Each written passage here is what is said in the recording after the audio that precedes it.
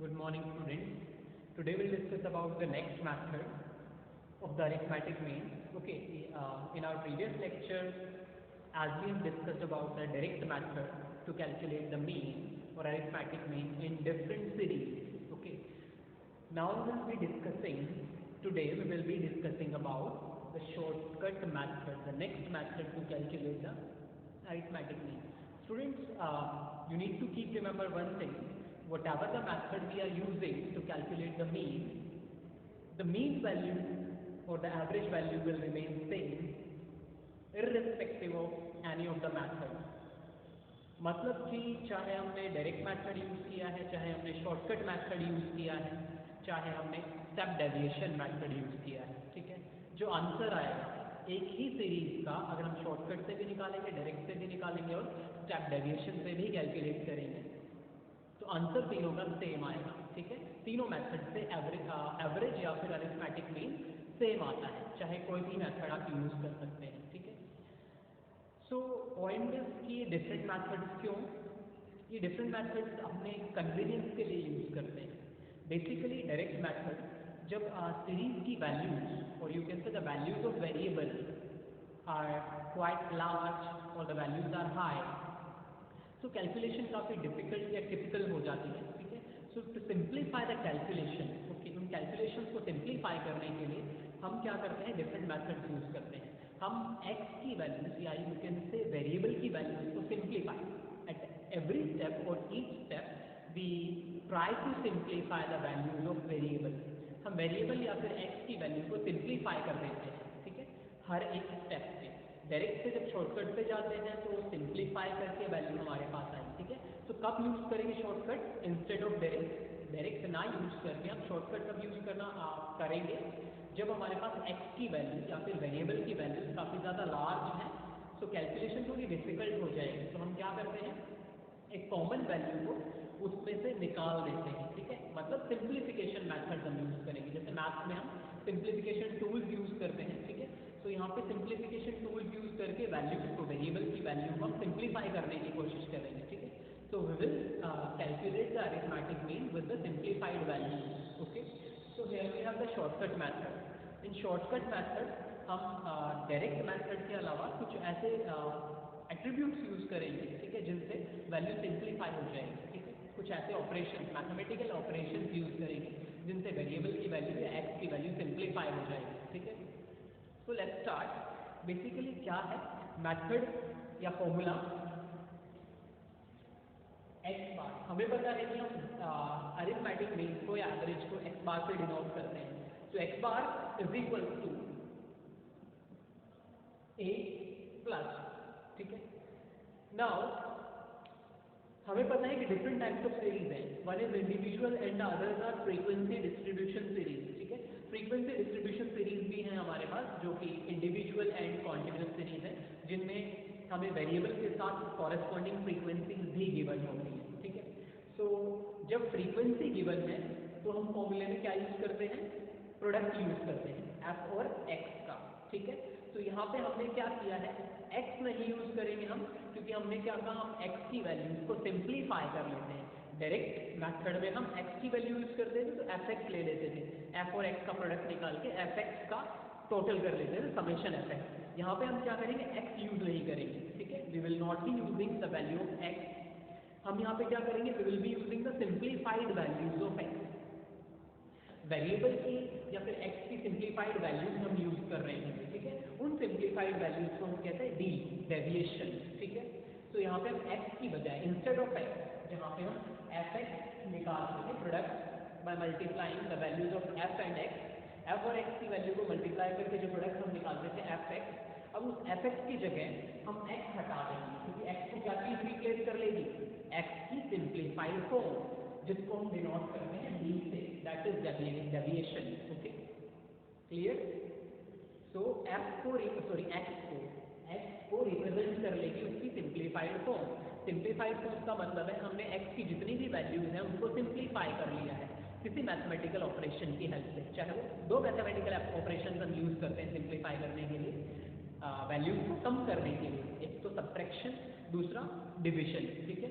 या तो माइनस एक कॉमन वैल्यू सभी वैल्यूज में से माइनस कर देंगे, डिडक्ट कर देंगे, सब्ट्रैक्ट कर देंगे, तो जो वैल्यूज हैं वो कम हो जाएंगे, सिंप्लीफाई हो जाएंगे, या एक कॉमन वैल्यू से डिवाइड कर देंगे सभी वैल्यूज को, ठीक है, तो भी x की वैल्यूज जो है वो सिंप्लीफाई हो जाएंगी या कम हो जाएंगी, ठीक है।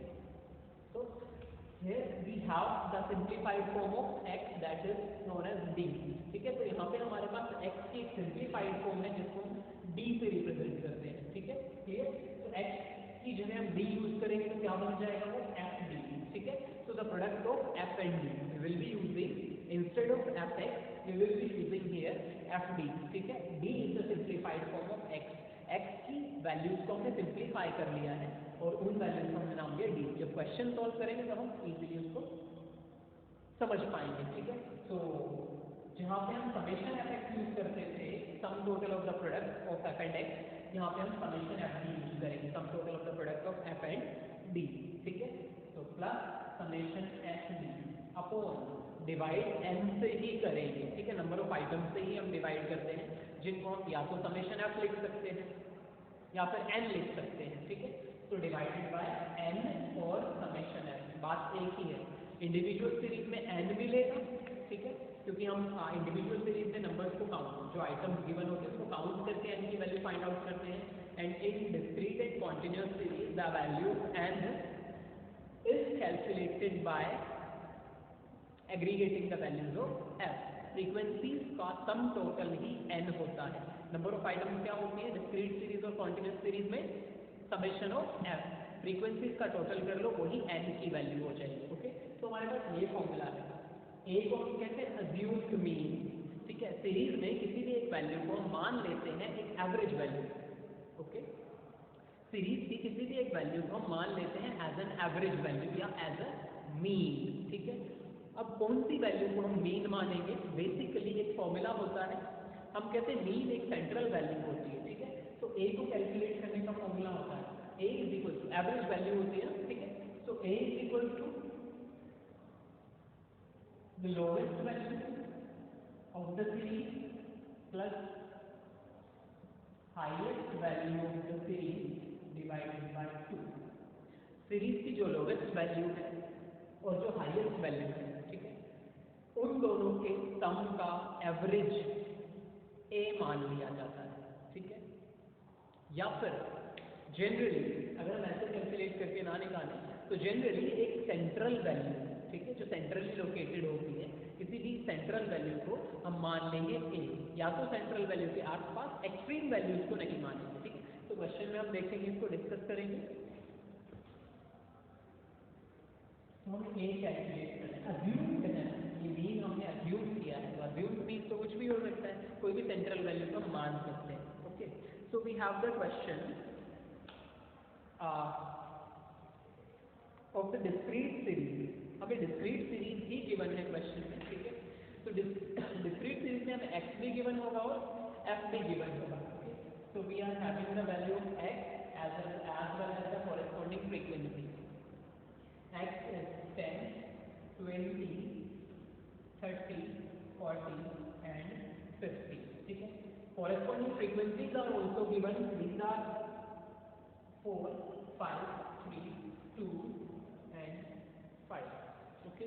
So here is the series we are given, that is a discrete series, okay, क्योंकि absolute values of the x are given, x की absolute values given है, range नहीं given है, ठीक है, and corresponding frequencies भी given है, तो ये discrete series है, okay.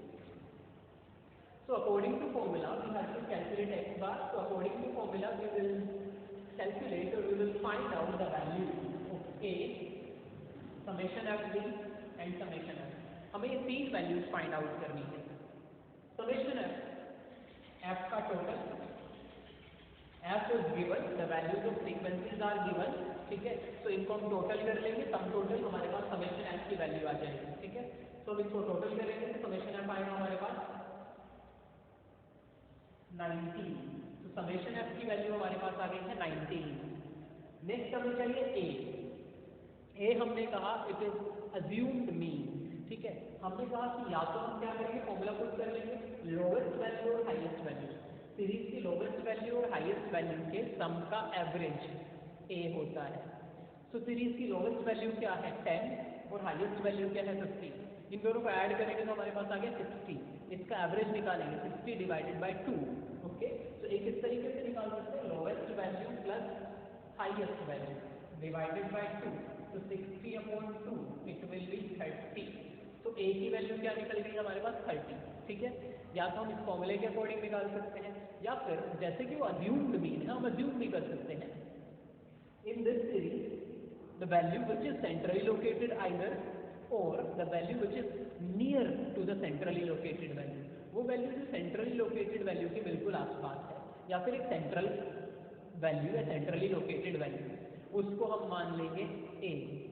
तो in case when the number of items are odd, जब नंबर ऑफ आइटम्स लाइक 1 2 3 4 5, ठीक है, ये ओड है, तो उस केस में एग्जैक्ट सेंट्रल वैल्यू, जैसे यहाँ पे ये सेंट्रल वैल्यू, इसके ऊपर भी 2 वैल्यूज बच गई और नीचे भी 2 वैल्यूज बच गई, तो एक एग्जैक्टली सेंट्रल वैल्यू है। But in case when these number of units are even, अगर ये 4 होती, ठीक है, तो 2 ही नीचे 2 ही ऊपर, बीच में कोई वैल्यू नहीं है, ठीक है, तो हम क्या, बीच में हमें नहीं गिवन, लेकिन 20 to 30 के बीच में तो कोई वैल्यू है ना, तो हम उसको 25 ले सकते थे। ठीक है, 25 की सेंट्रली लोकेटेड वैल्यू हो सकती थी। ठीक है, 22 25 27 कुछ भी मान सकते थे बिटवीन 20 to 30, क्योंकि वो इन दोनों के बीच में आ रही है और सेंट्रल में ही मानी जाती। ओके, तो हम उसको ले सकते थे। क्लियर, हमारे केस में 30 है, ऑब्जर्वेशन से भी हमें पता चल रहा है कि it is exactly in centre of the series, series के सेंटर में है। ठीक है, तो इसको हम, हालांकि हमने कैलकुलेट किया लोवेस्ट प्लस हाईएस्ट तब भी 30 आया, बाय ऑब्जर्वेशन भी हम इसको 30 ही ले सकते थे क्योंकि वो सेंट्रली लोकेटेड है। तो 30 हमारा क्या हो गया ए, तो 30 को हमने मान लिया ए। ठीक है, तो 30 हो गई ए की वैल्यू, ए भी हमें मिल गया, समेशन एफ भी हमें मिल गया। अब हमें चाहिए समेशन एफ डी। ठीक है, it will be the some total of the product of f and D, ये एफ एंड डी का प्रोडक्ट का सम टोटल होगा। तो सबसे पहले हमें एफ एंड डी का प्रोडक्ट निकालना है। तो एफ तो है बट डी नहीं है, तो हमें डी निकालना है। तो डी कैसे कैलकुलेट करेंगे, तो d will be equal to x minus A.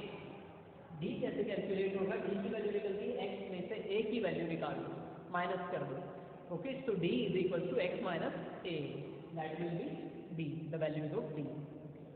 X भी है और ए भी है, ए की वैल्यू एक ही रहेगी, एक्स की वैल्यू डिफरेंट हो सकती है। ठीक है, तो हमें क्या करना है, इस फॉर्मूले के अकॉर्डिंग एक्स में से ए माइनस करना है। ए में से एक्स नहीं माइनस करेंगे, बेशक से वैल्यू नेगेटिव में आ जाए, डजंट मैटर। कहने का मतलब है अगर एक्स की वैल्यू स्मॉलर है एंड ए की वैल्यू लार्जर है तो वैल्यू माइनस में आएगी, डजंट मैटर, माइनस में आने दो। ठीक है, ऐसा नहीं है कि ए में से एक्स माइनस कर देंगे, नहीं, एक्स में से ही ए माइनस करेंगे। ओके, तो लेट्स फाइंड, एक्स है 10, ए है 30, तो 10 माइनस 30। ओके, एक्स है 10 एंड ए है 30, तो 10 माइनस 30 माइनस